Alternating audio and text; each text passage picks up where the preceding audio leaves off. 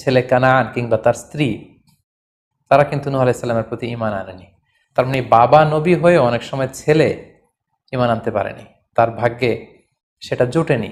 নূহ আলাইহিস সালাম নবী ছিলেন, কিন্তু তার স্ত্রী তার প্রতি ঈমান আনেনি।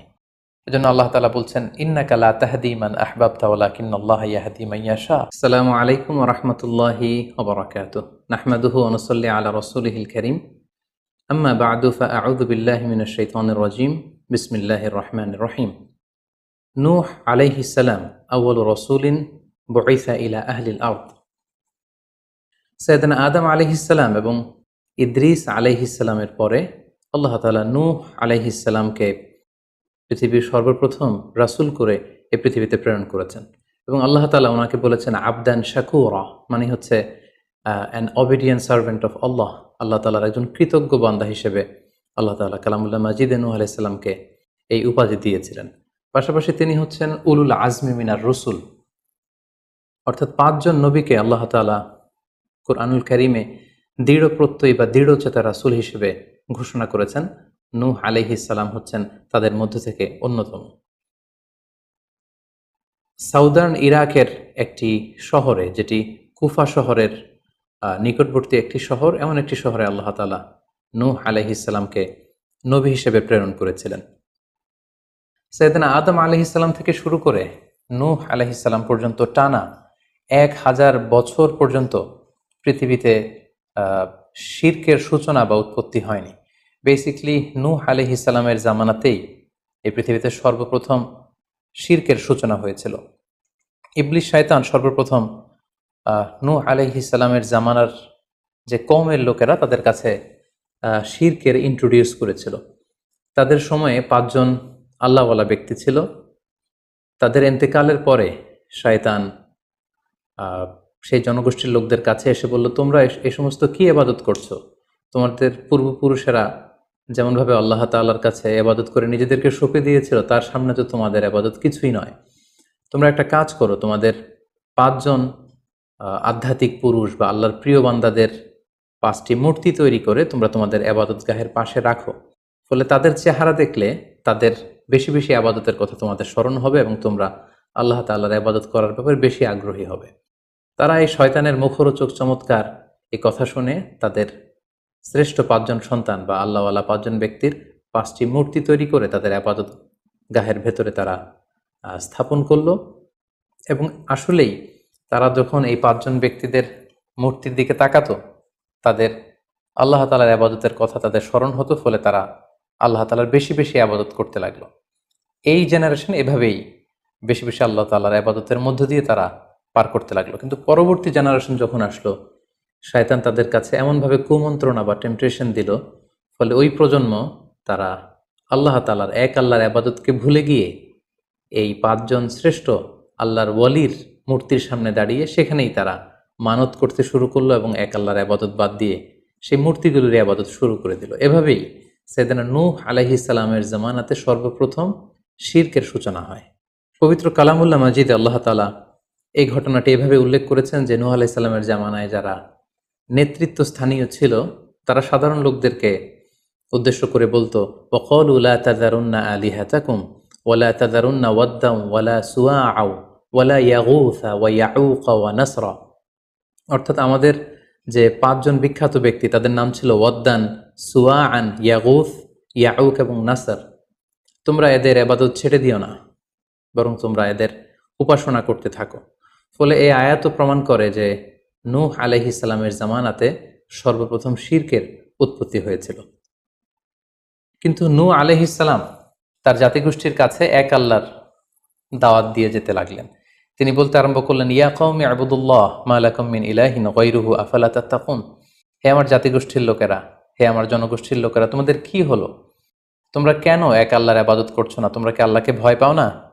এবং তিনি বললেন যে আল্লাহ তাআলা আমাকে তার বাণী বাহক হিসেবে, প্রেরিত রাসূল হিসেবে তোমাদের কাছে পাঠিয়েছেন।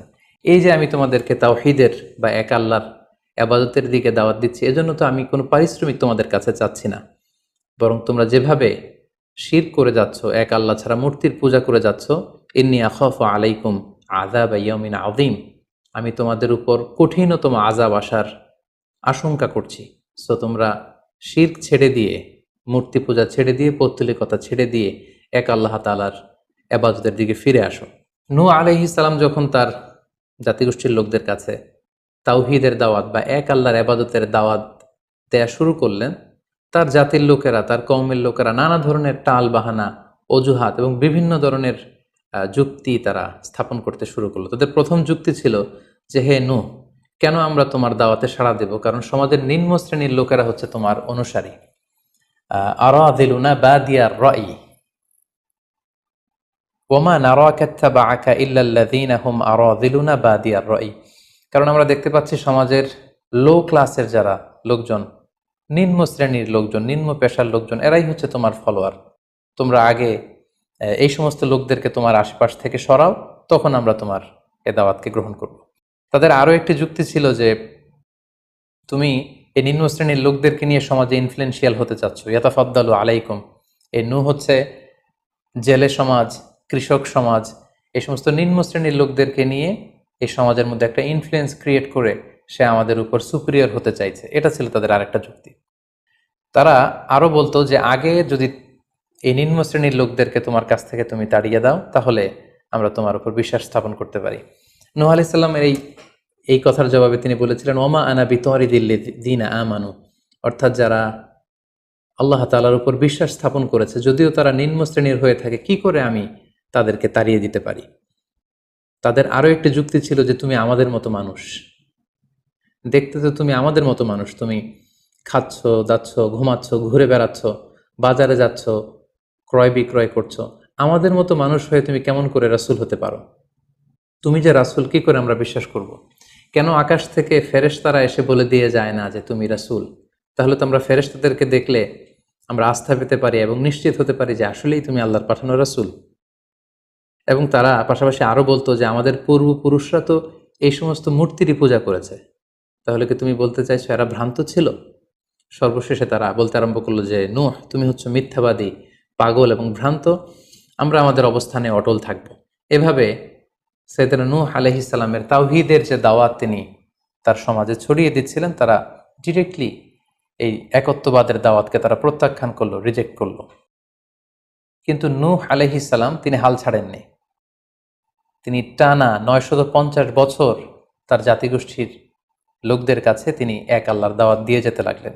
কালামুল্লাহ মাজিদ আমাদেরকে জানাচ্ছে, ওয়ালাকাদ আরসালনা নূহান ইলা কওমিহি ফালাবিসা ফীহিম আলফা সানাতিন ইল্লা 50 আমা। তিনি 1 বছর, 2 বছর, 10 বছর, 20 বছর নয়, টানা 950 বছর তিনি লাগাতার কন্টিনিউয়াসলি তার কওমের লোকদের কাছে তিনি এই তাওহীদের দাওয়াত দিয়ে যেতে লাগলেন। এবং তিনি দিন রাতকে এক করে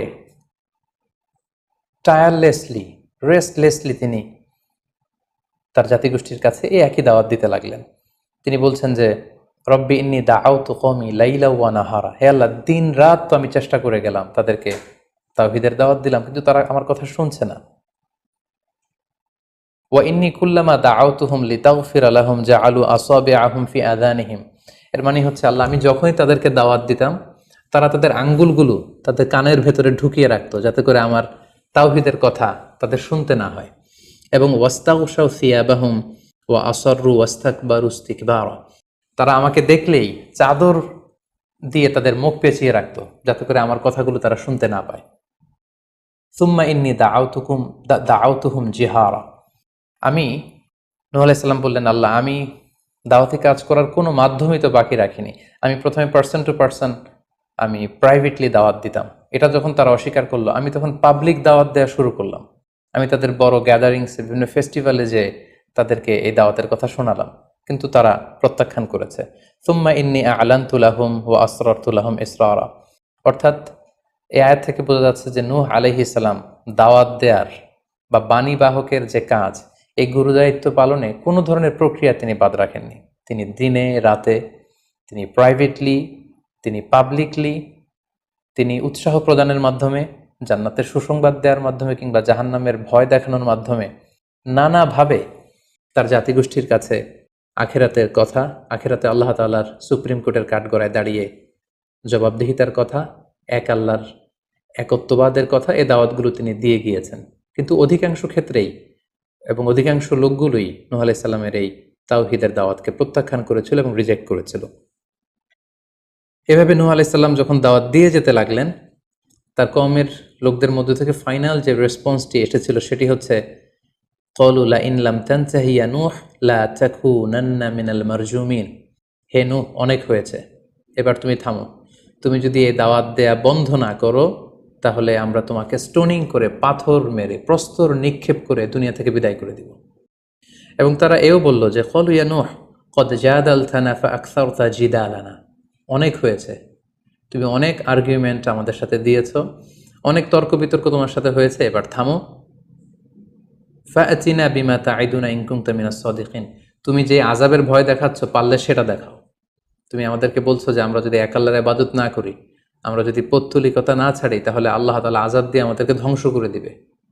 পারলে সেই ধ্বংসলীলা তুমি আমাদের সামনে নিয়ে আসো, পারলে সেই শাস্তি দেখাও, তুমি যদি সত্যবাদী হয়ে থাকো। এবার নূহ আলাইহিস সালাম তাদের এ ধরনের অ্যাটিটিউড দেখে অনেকটা হতাশ হলেন। তিনি তাদের কাছে কোনো প্রতিদান চাইছেন না, তাদের কল্যাণের জন্যই, তাদেরকে জাহান্নামের আগুন থেকে বাঁচার জন্যই তিনি 950 বছর ডেডিকেট করে দিলেন তাদের দাওয়াতি কাজে। কিন্তু তারা যখন এই দাওয়াতি কাজে সাড়া দিচ্ছে না, অবশেষে হতাশ হয়ে নূহ আলাইহিস সালাম আল্লাহকে দোয়া করলেন, আল্লাহ ফাফতাহ বাইনি ওয়া বাইনাহুম ফাতহান। আমি আর পারছি না, আপনি এবার এসপার ওসপার করে দিন, আপনি একটা ফায়সালা করে দিন। অবশেষে তিনি বদদোয়া করে বসলেন, তাদের উপর অভিশাপ দিয়ে ফেললেন, কার্ডস করে বসলেন। তিনি বললেন, রাব্বি লা তাযার আলাল আরদি মিনাল কাফিরিনা দাইয়ারা। হে আল্লাহ, আপনি এমন আযাব পাঠান, আযাব দিয়ে আপনি কাফিরদের আন্ডা বাচ্চা কাউকে আপনি অবশিষ্ট রাখবেন না। পুরো কাফির সমাজ, মুশরিক সমাজকে আপনি আযাব দিয়ে ধ্বংস করে দেন। যদি আপনি তাদেরকে বাঁচিয়ে রাখেন তাহলে তারা বিশ্বাসীদেরকেও সংক্রামিত করবে এবং তাদের অনাগত প্রজন্ম তারা পাপাচারী হয়ে এই পৃথিবীতে তারা ফাসাদ সৃষ্টি করবে। নূহ আলাইহিস সালাম যখন এরকম বদদোয়া করলেন, আল্লাহ তাআলা নূহ আলাইহিস সালামের এই অভিশাপ বা বদদোয়াকে কবুল করলেন এবং তিনি নূহ আলাইহিস সালামকে জানিয়ে দিলেন, নূহ, তোমার কথা মতো আমি এবার এটার একটা শেষ দেখে ছাড়বো এবং আমি পৃথিবীতে আযাব পাঠাবো।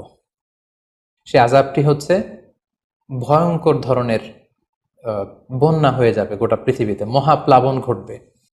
সো সে প্লাবন থেকে বাঁচার জন্য ওয়াসনাইল ফুলকা বিআইউনিনা ওয়া ওয়াহিনা, অর্থাৎ হে নূহ, তুমি আমার গাইডেন্স বা আমার পাঠানো দিক নির্দেশনা অনুযায়ী তুমি বিশাল একটি নৌকা বানাও বা কিস্তি বানাও বা বিশাল একটি জলতরী বা নৌযান বানাও, যাতে করে এই মহাপ্লাবন থেকে বাঁচার জন্য তুমি বিশ্বাসীদেরকে নিয়ে এই নৌযানে, এই কিস্তিতে, জাহাজে বা এই জলতরীতে, এই নৌকাতে তোমরা আশ্রয় নিতে পারো। আল্লাহ তাআলার পক্ষ থেকে এই আদেশ যখন আসলো, সাইয়েদনা নূহ আলাইহিস সালাম বিশ্বাসীদেরকে নিয়ে বিশাল এক জলতরী বা নৌকা বা বিশাল এক জাহাজ তিনি তৈরি করলেন। নূহ আলাইহিস সালামের কওমের মুশরিক লোকেরা যখন এই জাহাজ বা নৌকা বানাতে দেখলো, তারা হাসাহাসি শুরু করে দিল। কোরআন বলছে, ওয়া কুল্লামা মাররা আলাইহি মালাউম মিন কওমিহি সাখিরু মিন। তারা যখনই নৌকা বানানো, এই কিস্তি বানানো, এই বিশাল জলতরী বানাতে দেখলো, তারা ঠাট্টা বিদ্রুপ করলো। তারা বলল, নূহ, এই মরুভূমির মাঝখানে কোথায় তুমি এই নৌকা চড়াবে? তোমরা যেহেতু নৌকা বানাচ্ছ, পারলে একটা সাগরও বানিয়ে নাও, যাতে করে তোমাদের এই নৌকাকে, এই জাহাজকে তোমরা ভাসাতে পারো। সাইয়েদনা নূহ আলাইহিস সালাম এবং বিশ্বাসীরা আল্লাহ তাআলার উপর অটল থেকে আল্লাহ তাআলার দেয়া দিক নির্দেশনা অনুযায়ী তারা বিশাল নৌকা তৈরি করে ফেললেন। এ পর্যায়ে আল্লাহ তাআলা নূহ আলাইহিস সালামকে জানালেন যে মহাপ্লাবনের জন্য নূহ, তুমি অপেক্ষা করতে থাকো এবং এই প্লাবনটা হবে 40 দিন লম্বা, 40 days long, and the entire world will be drastically flooded. গোটা বিশ্বের এমন কোনো জায়গা থাকবে না, আনাচে কানাচে গোটা বিশ্বটা এই মহাপ্লাবনের আওতায় এসে পৃথিবীর সব প্রাণীগুলো মারা যাবে। সো তুমি কি করে বুঝবে যে আমি কখন এই মহাপ্লাবন পৃথিবীতে দিচ্ছি? সেটার একটা সাইন হচ্ছে, তুমি যখন চুলার ভেতর থেকে ফুরফুর করে, কলকল করে পানি বেরোতে দেখবে, তখনই বুঝবে যে সে টাইমটা চলে এসেছে। তখন তুমি হাত্তা ইদা জা আমরুনা বা ফারাত তান্নুর, চুলার ভেতর থেকে আগুনের পরবর্তীতে, আগুনের বিপরীতে পানি ছুটতে আরম্ভ করবে, তখনই বুঝবে যে সে সময়টা চলে এসেছে, মহাপ্লাবনের সময়টা একেবারে ঘনিয়ে এসেছে।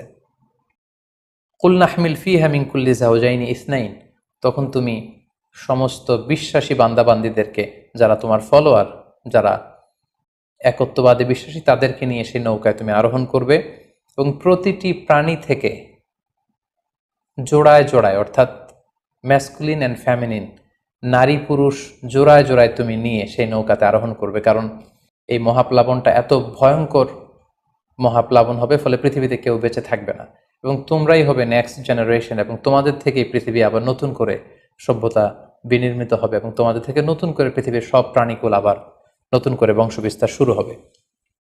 আল্লাহ তাআলার এই গাইডেন্স অনুযায়ী নূহ আলাইহিস সালাম অপেক্ষা করতে লাগলেন যে কখন চুলার ভেতর থেকে কলকল করে পানি বেরোয়। হঠাৎ করে তিনি একদিন দেখতে পেলেন যে চুলার ভেতর থেকে পানি বেরোচ্ছে। তিনি সমস্ত বিশ্বাসীদেরকে নিয়ে এবং বিভিন্ন প্রাণীকুল থেকে জোড়ায় জোড়ায় নারী পুরুষ দুই ধরনের জেন্ডারকে একত্রিত করে নিয়ে তিনি আল্লাহ তাআলার নামে সেই নৌকার মধ্যে আরোহণ করলেন। এবং আল্লাহ বললেন, ওয়াকাল আরকাবু ফিহা বিসমিল্লাহি মাজরেহা ওয়া মুরসাহা ইন্না রাব্বি লাগফুরুর রাহিম। আল্লাহ বললেন, তোমরা যখন আরোহণ করবে তোমরা আল্লাহর নামে আরোহণ করবে, অর্থাৎ বিসমিল্লাহ বলে আরোহণ করবে। কারণ তোমাদের এই নৌকার, এই জাহাজের গতি এবং স্থিতি এটা হবে আল্লাহর নামে। এটার সেইলিং বা অ্যাঙ্করিং, এটার পানির উপরে ভেসে চলা এবং এটার নোঙর ভেরানো সবটাই হবে আল্লাহ তাআলার নামে। এবং আল্লাহ তাআলার আদেশ অনুযায়ী নূহ আলাইহিস সালাম সবাইকে নিয়ে সেই নৌকায় আশ্রয় নিলেন। কোরআন আমাদেরকে জানাচ্ছে, ওহিয়া তাজরি বিহিম ফি মাউজিন কাল জিবাল। গোটা বিশ্বব্যাপী এমন ভয়ঙ্করভাবে আকাশ থেকে ঝুম বৃষ্টি নাজিল হলো, জমিন তার ভেতরে থাকা পানিগুলোকে উপরে উদ্গীরণ করে দিতে লাগলো, উপর থেকে পানি, নিচ থেকে পানি, ফলে গোটা বিশ্বে এক মহাপ্লাবনের পরিস্থিতি তৈরি হলো। এবং সেই ভয়ঙ্কর প্লাবনের মধ্যে, সেই ঝড় ঝাপটার মধ্যে, সেই পানির মধ্যে নূহ আলাইহিস সালামের সেই কিস্তি বা সেই জলতরী বা সেই নৌকা ভাসতে লাগলো। কোরআন বলছে যে ফি মাউজিন কাল জিবাল, বিশাল পাহাড় সম ঢেউয়ের মধ্যে নূহ আলাইহিস সালামের তরী আল্লাহর নামে ভাসতে আরম্ভ করলো, এবং আল্লাহর নামে নূহ আলাইহিস সালাম সেই তরী ভাসিয়ে দিলেন। মহাপ্লাবনের ঠিক কিছু আগে নূহ আলাইহিস সালাম ওনার ছেলে কানাআনকে আহ্বান করলেন যে, কানাআন, তুমি এই নৌকার মধ্যে আরোহণ করো। আমরা ইতিহাস থেকে আমরা জেনেছি যে নূহ আলাইহিস সালামের 4 জন সন্তান ছিল, হাম, সাম, ইয়াফাস, কানাআন।